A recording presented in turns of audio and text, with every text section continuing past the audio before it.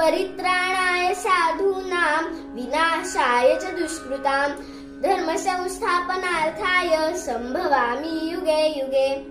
सज्जनांच्या उद्धारासाठी, पाप करणाऱ्यांचा विनाश करण्यासाठी, धर्माच्या स्थापनेसाठी मी युगायुगात प्रकटतो. नमस्कार. आज गीता जयंती. श्रीमद भगवत गीता ही हिंदू धर्मातील सर्वश्रेष्ठ ग्रंथांपैकी एक ग्रंथ आहे, जी 18 अध्यायांनी विभागलेली आहे, ज्यामध्ये आपल्याला जीवनाचे रहस्य, धर्माचे महत्त्व, कर्मयोग, ज्ञानयोग, भक्तियोग यांसारख्या गोष्टींचा समावेश असतो. मार्गशीर्ष शुक्ल पक्ष एकादशीला गीता जयंती साजरी केली जाते आणि याच दिवशी कुरुक्षेत्रातल्या युद्धभूमीवर अर्जुनाने आपल्या कर्तव्याबद्दल शंका घेतली होती.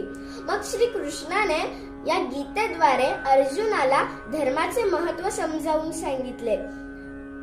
बोला श्री कृष्ण भगवान की जय.